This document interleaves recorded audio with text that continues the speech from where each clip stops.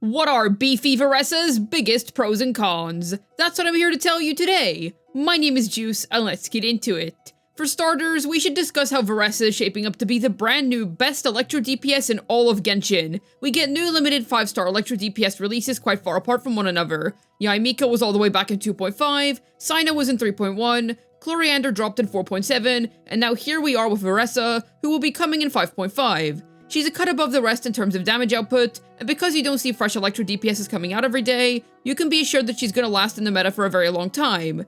Granted, Chloriander has a much wider selection of teams than Varesa, but we'll touch on that more a little later. For now, Nova Varesa is gonna be a strong DPS of this element, so if you haven't pulled for Clorox Bleach already and were hoping for a powerful Electro DPS to add to your account, then this character isn't a bad choice whatsoever, as she's really solid. She's definitely living up to the high standards that Natlan has set as a nation when it comes to the quality of our DPS characters' power levels. I should also mention how she's currently shaping up to be the best plunge main DPS in the game. That's right, Xiao and Melt Gaming are finally getting dethroned. Varesa is the first plunge-based main DPS that we've gotten in a hot minute. However, had given the archetypes some attention back in Fontaine, when they had introduced both Xianyun and Gaming back in 4.4. A good handful of other characters who could utilize plunges got boosted up thanks to Xianyun's release as well. Diluc, Hu Tao, Xiao, you get the idea. All of their plunge teams are super solid. However, Varesa is gonna come out on top of all of them. That should really emphasize the kind of strength that we're dealing with here. We don't always get a character of this archetype, and Hoiverse has been neglecting plunge playstyles for quite some time now. Varesa's introduction into the game is gonna breathe some new life into the team archetype.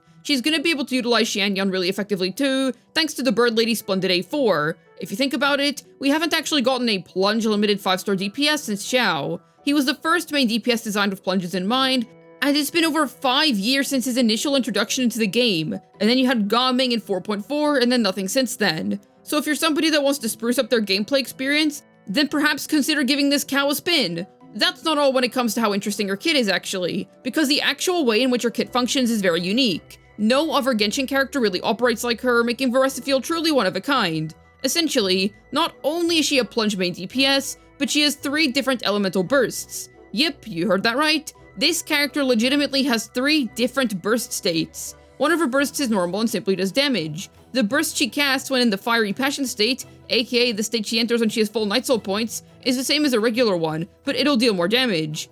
And the last one can be cast after she does a Fiery Passion plunge attack, which only costs a little bit of energy, doesn't have an ult animation, and doesn't have a cooldown. This is genuinely one of the most unique gimmicks we've had in a Genshin character to date. Her gimmick is also inherently interesting. She functions by constantly entering and leaving the Night Soul's Blessing state very quickly, and no other character really does this. No other Natlan character or Genshin character for that matter has ever really replicated similar gameplay. Yes, she deals in plunges, but certainly not in the same way that any other plunge DPS in the past has. It's an entirely new experience. So if you're tired of basic run-of-the-mill Genshin kits, then Varesa might be the one for you. Also, despite being a mostly plunge-centric main DPS, she isn't gonna require Xianyun. That's because of overload teams being really strong with her. In fact, they may end up being her best teams. You can mostly thank Moika for doing the heavy lifting in that regard. This means that if you're interested in Varesa but can't afford to pull for Xianyun, who'll be running next to her, you can still form a very highly competent team. Granted, you do still want Moika in order for her to perform at a high level, but if you're able to manage that, then you can still run the team quite cheaply, as Eon-san will be running on Varesa's banner, so you'll easily gain a copy of her for your team. Then it's just a matter of slotting in Chevreuse and you're good to go. I'm actually predicting that this may end up being her best installed team upon release, because that's how much personal damage even an off-field Moika can provide. She's such a stupidly high damage stick anywhere you slap her, it's a bit ridiculous. So it's because of her that you don't actually require Xianyun in order to make her work. Also, Varesa is able to plunge without Xianyun's help.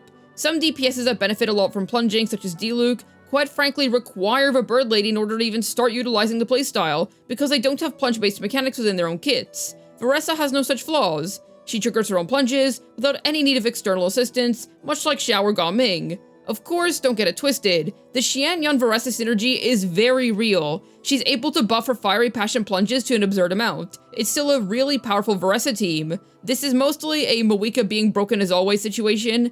It works because the Exalted Pyroarchal lives up to her name as a war goddess, bringing insane DPS wherever she pulls up, even if she's only played off-field. Now if you don't have the Moika to spare, then yes, you are gonna want the Bird Lady. But at least this alternative option does indeed exist if you're curious about there being any alternative options for her.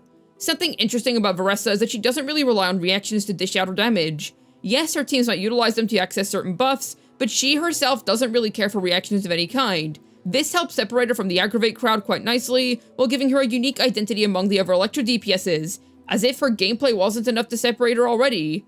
Alright, we've said all the good that there is to say about this powerful cow woman. However, we should certainly go over her flaws too.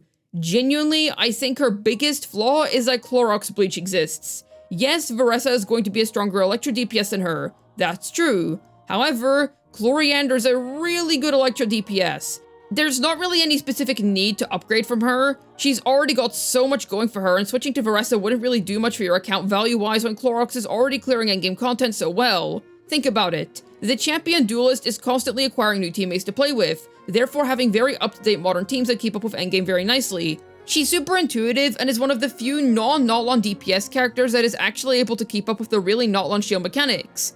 For example, the Tenebra's Pupilla is my most hated boss fight in all of Genshin. However, because of how quickly Clorox hits him, she's actually able to whittle down its Night Soul shield pretty efficiently. This same principle applies to all of her enemies that have heavy Night Soul shielding, so this makes her incredibly versatile versus modern content too. She's a very movement-heavy DPS as well, meaning that she's going to be benefiting greatly from Yonsan's release. There's just not really a reason to pick up Varesa from a practical standpoint, unless you really want the damage upgrade that Varesa offers. This isn't even mentioning how Cloriander is far more versatile too, and this isn't the type of versatility where she has like 20 teams that you're just never going to realistically use. No, all of the teams that she's able to play in, actually fairly dang good. She's also more accessible to free-to-plays because she'll get by just fine on 4-star only teammates. Compare that to the cow, who wants at least a Moika or Xianyun. Yes, Varesa is indeed extremely strong. However, if you already have a Cloriander, then why in the world would you pick up a new Electro DPS? It just isn't necessary, and will end up being a waste of pulls on your part. Unless you really love Varesa, of course. Because while she is indeed a great DPS character, there are other priority DPSs that you could be getting over her.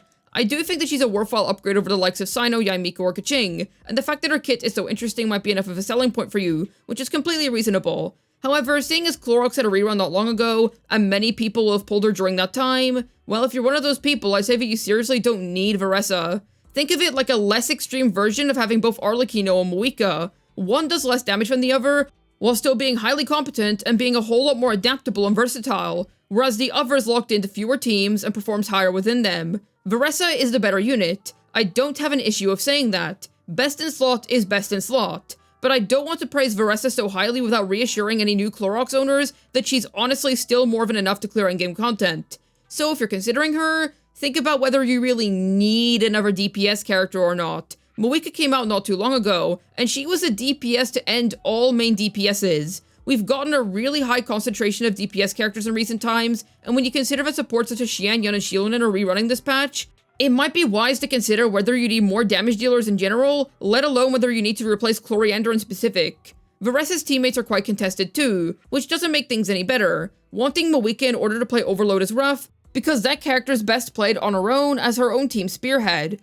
Obviously, that doesn't matter if you're a Varesa superfan that's just trying to make her work in specific, but if you care more about overall account value, then that's a little rough. Needing to use Xianyun is fine. I'd say she's not contested to a point where having to use her with Varesa would pose any issues. Wanting our beloved Lady Farina in our teams is also not too tall of an ask, when you consider that certain archetypes are getting competent replacements for her, such as Pyro DPS melt teams acquiring Sitlolly. Yet once again, you want to consider, do you really need Varesa in particular to utilize these units? Skirk is right around the corner. Don't get me wrong, Varesa's kit is honestly very well designed, and her power level is shaping up to be very impressive. But I think that since we've gotten so many DPS characters so far, it'd be a wiser choice to hold out your pulse until we see what Skirk does. But I wouldn't blame you for dropping some pulls to at least try get a Yonsan, because holy heck is she a powerful unit. Varesa is super interesting. In complete honesty, I do think that the actual functionality of her kit is really cool. Hoyo did do a great job in that regard. She's very strong, very lore accurate of her, so I can understand why you'd be interested. However, because we got the DPS to end all DPSs not long ago, along with reruns of two other formidable damage dealers in the form of Favre and Clorox Bleach, I don't think that Varesa is really a necessity for people with very fleshed out accounts, even if Varesa's damage numbers are very well tuned. And if you're a newer player wondering if she's a good first 5-star to get, wait for Xianyun on the second half. Trust me. Plus, I'd say that there's better first 5 stars to get. Great Electro Plunge unit, really freaking strong, but not a necessity by any means. What do you think about Varesa? Is she an absolute must in your eyes, or are you happy enough to skip her? Let me know down below. I'd love to hear your thoughts. As always, I have a ZZZ second channel. Head on over and subscribe if you're interested in some fun, silly ZZZ content. I'd also like to mention that I stream on Twitch. I stream once a week every week on Saturday, starting from 3 PM UK time. Come along so we can play Wuthering Waves, ZZ, and do some other fun stuff together. Hopefully this video was able to tell you Varesa's biggest pros and cons. This has been Juice, signing out, and perhaps Mizuki caught this because Nolan's been doing everything a patch earlier, but for one reason or another, Varesa has broken the ancient curse of X.5. Rejoice!